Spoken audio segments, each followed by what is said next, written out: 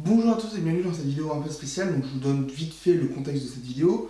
Elle a été faite pour mes études et comme j'en étais assez fier, j'avais envie de vous la partager, notamment pour deux raisons. La première, c'est que je parle d'une œuvre qui me touche personnellement, qui vraiment me tient à cœur, que j'avais envie de vous partager. Et la deuxième raison, c'est que les prémices du débat sur Rogue, bien ici, venaient un peu de cette vidéo-là et que j'avais envie de vous montrer voilà, la première interaction entre deux personnages qui débattent. Et je travaille actuellement sur d'autres débats de ce style. Bref, profitez bien de cette vidéo et si vous l'aimez, n'hésitez pas à la partager, à la liker et à vous abonner à la chaîne. Merci beaucoup.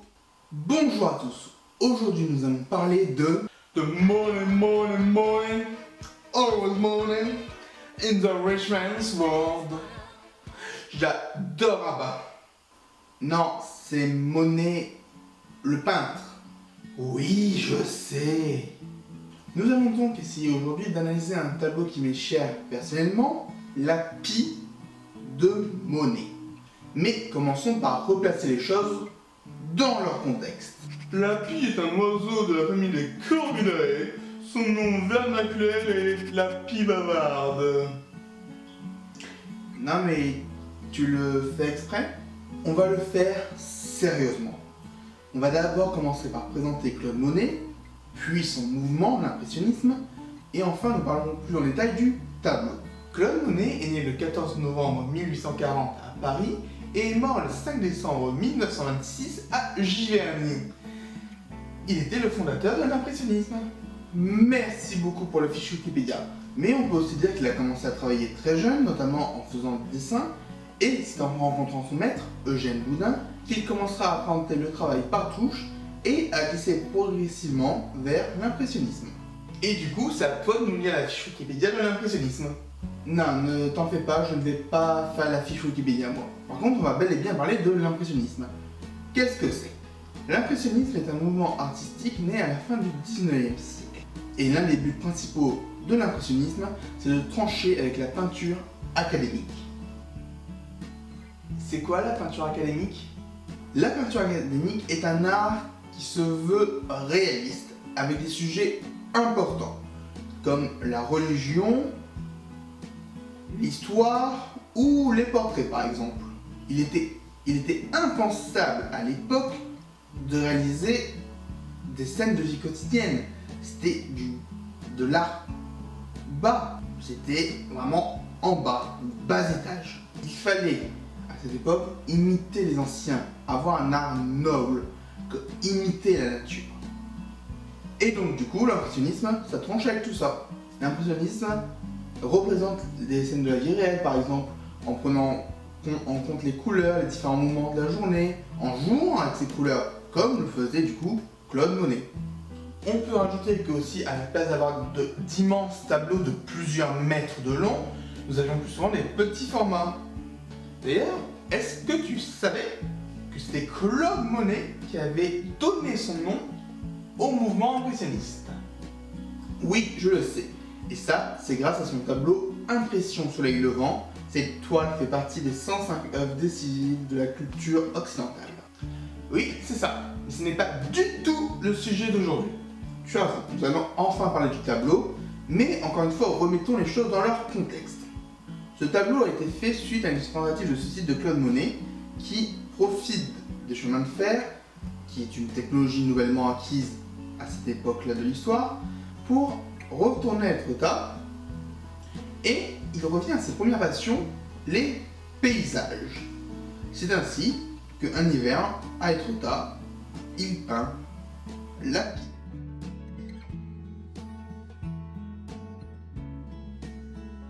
Que peut-on voir sur ce tableau? Nous avons un paysage enneigé avec à son centre un muret. En haut du tableau se trouve un ciel avec des maisons et des arbres couverts par la neige. En bas du tableau se trouve l'ombre du muret et au centre à gauche, sur une petite barrière accrochée au muret, une pie. C'est moi où elle est toute petite. Elle est, effectivement elle est. Et c'est un peu l'ironie du titre de l'œuvre. Ce n'est pas le sujet qui fait l'œuvre, mais l'œuvre qui fait le sujet. Il y a certes une pie dans le tableau. Personne n'aura rien à redire. Mais elle est toute petite, insignifiante, presque invisible. Et pourtant, c'est elle qui donne son nom au tableau. Mais bon, ce qui est remarquable dans ce tableau, ce n'est pas du tout ce qu'il raconte, mais sa technique. Tout d'abord, on a la ligne d'horizon, créée par le haut du muret qui découpe la toile en deux moitiés égales, comme nous pouvons le voir sur l'illustration. Et grâce à ça, on a une certaine symétrie dans le tableau. Notamment avec la pie et son ombre.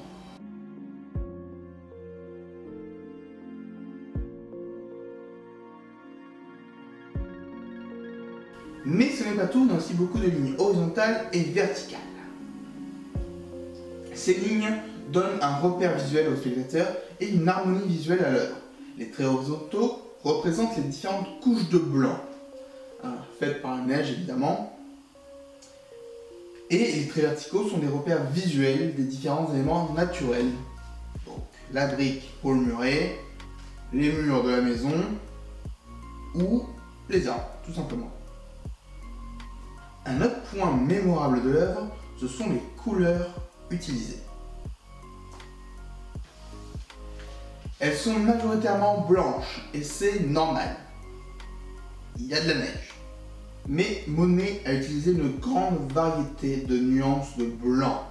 En prenant des points blancs ou légèrement bleutés, on se rend compte qu'il a su rapidement jouer avec les différentes nuances existantes. Ainsi, malgré le flou du tableau dû aux différentes touches de couleurs, on distingue parfaitement ce qui se passe grâce à la luminosité perçue par la neige. Parce que je ne sais pas si vous êtes déjà allé en montagne en plein hiver, mais la neige peut vraiment avoir différentes couleurs selon comment elle est éclairée. Personnellement, je trouve ça magnifique. Mais c'est pas le sujet. Oui, c'est ça. Mais ce n'est pas du tout le sujet d'aujourd'hui. La couleur a toujours été très importante pour Monet. Il lui arrivait des fois de peindre plusieurs fois le même tableau, mais à différents moments de la journée, pour avoir justement des nouvelles nuances de couleurs. Comment on pouvait appréhender ce tableau, tel que la série des peupliers ou le Parlement de l'ombre.